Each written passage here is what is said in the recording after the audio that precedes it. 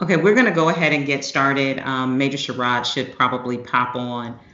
Do want to thank all of our media for convening with us once again. We wanted to bring you and the community an update. As we know, last weekend from Friday, November 13th through Sunday, and early Monday morning, November 16th, we saw an increase in violence and in the city of Dallas. And it was alarming because it was separate and apart from anything that we've seen. These were incidents of random homicides and random acts of shooting, which, as I said before, were inconsistent with any of the homicides and or aggravated assaults that we have seen throughout the year.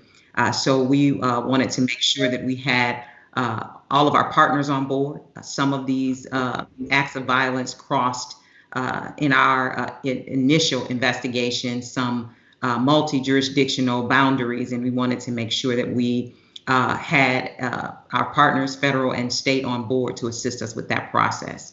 And so we reached out to the state police. And I just want to take a moment to thank the Dallas Police Department, Chief Moore, Chief Ramirez, our entire homicide team, investigators, and moreover, the regional director, Hank Sibley of State Police, Colonel Stephen McCraw, and Governor Abbott. Whenever I reach out and ask for assistance in the Dallas Police Department, without hesitation, they show up and assist. And although Dallas may not be the initial problem or the only problem, it is oftentimes the solution when we use collaboration. So we're coming today to give you an update on the violence and some great progress and work and arrests that have been made as a result of the work by the men and women of the Dallas Police Department and Texas State Police and our federal partners as well. So I am going to turn it over to Chief Moore and Chief Ramirez to go into detail about what this investigation has led us to and some areas and crimes that we've solved as a result. So Chief Moore, I'm going to turn it over to you. Thank you, Chief.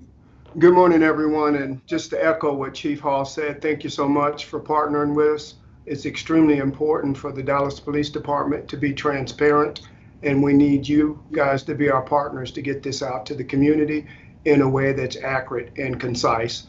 So what I'm going to do is kind of give you an overview of where we are.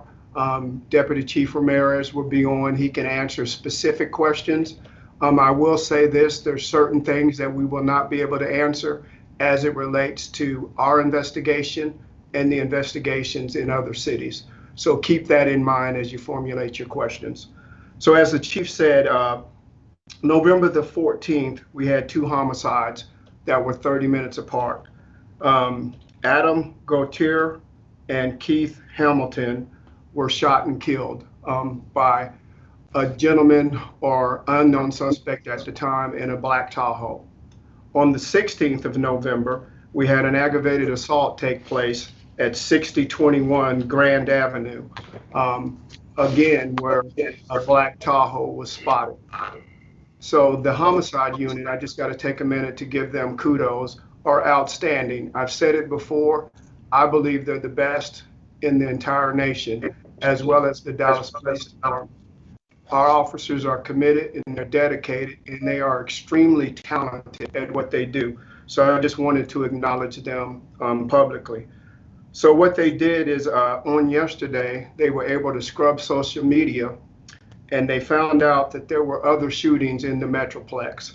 There was a shooting in Denton, Prosper, Frisco, and there was an actual homicide in Salina. The detectives thought it was interesting from the perspective of there was a black vehicle that was associated to all these shootings as well as the homicide. So they took it upon themselves to reach out to our partners in those respective cities. They got information on potential witnesses.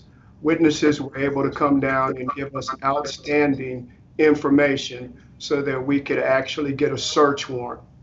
In the search warrant, we were able to discover more evidence that put the arrested person, and I'll reveal his name in a minute, at all three of these locations at the exact time that the offenses occurred. So as we began to investigate, we figured out quickly that Mr. Harris, who's in jail right now in Collin County for the murder that he committed in Salina, is the same one who committed the murders and the aggravated assault here in Dallas. So again, I just want to acknowledge the outstanding work and the grind that the detectives put in to make this. Last night, we were able to walk a warrant on Mr. Harris for murder, for the murders of Mr. Adam Gratu as well as Mr. Kenneth Hamilton. We also reached out to the family and made them aware that we were able to preliminary solve their crimes. So at this time, I'll take questions. Again, I have Deputy Chief Ramirez on the line with me, and we should be able to answer your questions. Keeping in mind the points that I pointed out, we will not discuss the details of any of the investigations in our city or other cities because we do not want to compromise the integrity of our investigations. So we're open for questions. What do we know about Mr. Harris and why he would allegedly go on this random spree? Deputy Chief Ramirez, would you like to answer that? Sure. So what we know about him so far is that he has a minor criminal history. It does have an offense involving theft. I believe there's an offense involving drugs and a family violence offense. Nothing in the aggravated assault, robbery, or murder range. We don't have any real association or tie to any type of extremist group. Not incredibly active on social media. As far as why what may have led him to this, we haven't had the opportunity to interview him. I don't know that any of that information is obvious through some of his social media, and we have not had the opportunity to interview as many witnesses as we eventually will, so we may learn more as we move forward. But at this point, no real indicators of someone who would commit these types of crimes. I understand that he actually, in the Dallas cases, these appear to be random, but in Salina, that was his former girlfriend's dad, is what we're given to understand. Is that really the key to linking him to the Dallas crimes, what happened up in Salina? Well, that's not necessarily just the key to linking him, but it was that offense that triggered our investigators to start looking at some of the offenses that had occurred in the northern suburbs. It's extremely unusual for someone to just go on a shooting spree. That fortunately that's not very common. So when the murder occurred in Salina and they distributed a bulletin, it circulated. It caught our detectives' attention, and they started to network with our counterparts from the municipalities up north, and then learned about the shooting spree that had occurred just a day prior, I believe, where a separate vehicle had randomly shot at 3 different vehicles in 3 different cities. And again, just that MO of random shootings out of a vehicle, that was enough for us to start inquiring further, because we had our 3 offenses with a person shooting out of a vehicle at random people. We learned that there was no association with the victims, no apparent association, which again is similar to our offenses. At that point, we started inquiring about the arrested person himself and the vehicle he had been arrested in, and that's when the real, I believe, just the real extraordinary detective work starts to kick in. We start scrubbing LPR readers, start scrubbing social media. In LPR, you find out that a similar vehicle was that exact vehicle in the Salina offense had black wheels on it 2 weeks prior. So our suspect vehicle in the Dallas offenses had black wheels on it. And that's where I think we engage in a series of search warrants and subpoenas for additional information to really start to figure out who suspect Harris really is. And it started to unfold in our favor, and we really started to find the pieces and the threads that we needed. And then again, through collaboration with our partners, with our federal partners as well as the municipalities in this region. It just, that teamwork and collaboration just really started to piece this thing together. Is there even a financial motive here? Or I mean, do you have any clue at all what his motive has been here?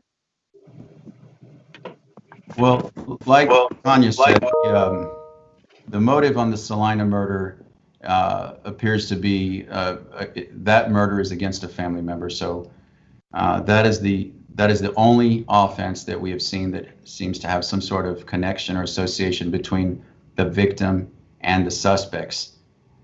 In my opinion, based on what I've seen so far, I believe that this is the definition of a serial killer. It's random. There is no known association between victims and the complainant, and the characteristics of the shooting are similar. He's always shooting out of a vehicle, but other than there is no known motive outside of those characteristics and behaviors of the shooter. Scott Durrell, you can ask the next. Scott Durrell, you can ask the next question. You had your hand raised. Yes, thanks. This is actually JD Miles. I'm using my photographer's computer. Saying that this man appears to be a serial killer, it must be a great talk about the sense of relief getting this guy off the streets, how concerned you were about him committing other crimes. Sounds like he was just a violent monster. Chief Hall, do you want to answer that, ma'am? Yes. I do want to say that we could not be more grateful for having this individual out of our community. The violence itself, homicides and aggravated assaults, put a certain level of fear in our community to begin with. But the knowledge that someone is randomly, with no real reason and reckless regard for human life, is going around murdering individuals is a separate kind of fear. The other homicides involve individuals in some cases that know one another.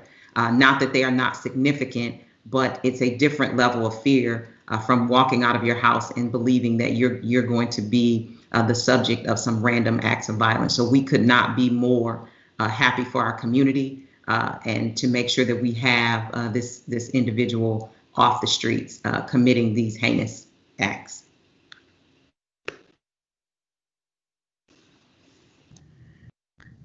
Please raise your hand if you have questions, and I have David going to has his hand raised. So if David, you can ask the next question. Sure. Do we have a sense on the timeline for Prosper, Frisco, and Denton, and potentially how far back this goes if you're still investigating? Yeah, so as I said, as it comes to the specifics concerning other cities, we don't know, and we're not going to guess, and we wouldn't tell you anyway because we don't want to say anything that's going to compromise their investigation.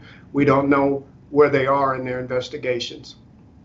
But as far as just the dates or when these offenses occurred? I can answer that. The offenses in the northern suburbs, other than the Salina, happened on November 17th in the evening hours between 9 and 11. And then the offense in Salina occurred on the 18th, and that was at 11 a.m.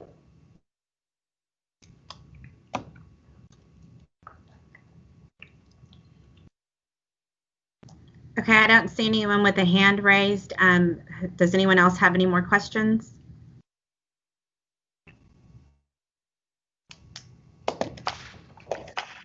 Can you talk about, obviously there's been a lot of attention about violence in Dallas. And this is different than a lot of the violence that you've seen, but can you talk about just the department's response to the overall rise in violent crime? And do you feel that the department's response will help in situations like this? So I'll answer. I'll take that and say that the department has been doing everything possible We've always had enforcement efforts. We've been able to pivot when we see patterns of violence. One of the key things that we've always been able to utilize is our partnerships with other agencies. But I would just want to not let the work of the men and women in the Dallas Police Department go unnoticed. We have all hands on deck. We always have, because the hands that we have today are so fewer than we've had in the past. And so we're attacking violence. I'm getting some feedback. We're attacking the violence here in the city of Dallas, aggressive, strategic, and we use our intelligence-led data division to make sure that we're looking at the locations, the individuals responsible, where, what time of day, the who. We have very aggressive enforcement efforts as it relates to going after those individuals who are wanted for violent offenses. If you look at our homicide closure rate, we near almost 80%. That lets us know that there's relentless follow-up on the crimes that are being committed. So I take my hat off to the men and women of the Dallas Police Department for continuing their efforts and making sure that we are aware of what's happening. We are strategically going after what happens based on the data that we're seeing. And even in the events that we're not able to see a pattern, which has been a lot of our homicides this year, as they have been familial in nature, we have still taken an education approach, as well as going after those individuals who have the potential for violence. So I would say that our approach is accurate.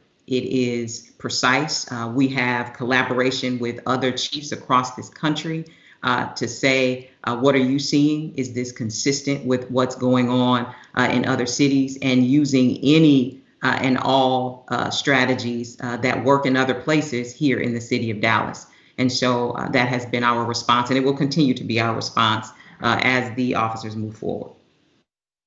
Cassandra, I see you have your hand raised. And once you've asked your questions, if you could put your hand down. And also we have Major Rashad with DPS on as well, if you have questions for him. Cassandra, go ahead. I may have missed this because I was having technical issues, but do we know what bail he's being held on at the Dallas County Jail, and if his eligibility to even be released will be denied potentially? So yes, Cassandra, he's being held on $1 million bond. Whether or not he's going to be released or not is not up to us. I would imagine that with our new charges on him, he wouldn't be, because they are again for murder, but that part is not up to us. I understand. Thank you. I have David Goins. Yeah, do we know if Mr. Harris had an accomplice? And again, Chief Moore, I know we're not getting into far with the evidence investigation, but the timeline, does it appear this just started on Saturday night in Dallas, or is there anything before that? So we have no evidence to suggest he was with anyone else. So it seems like he was just a lone shooter.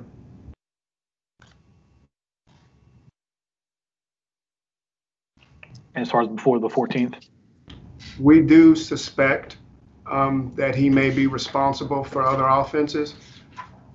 We're investigating those now, so we don't want to reveal that just yet. But we do anticipate that he may be the suspect in other offenses. Okay, we're going to have one last question, and that's going to be Tanya. She's been waiting as well. There was a recent random shooting of an SMU student. Do you suspect him in that offense? And will you be releasing arrest warrant affidavits today? So we're working on that. We're not going to say anything about it specific, but we do suspect that he may be responsible for other offenses in the city of Dallas. Thank you, everyone, for joining us. If you have any additional questions, we will, you can email them to us and we'll get them answered. We will also have a recording of this. If you want a copy of a recording of this presser, please let me know. Thank you. Thank you. Thank you.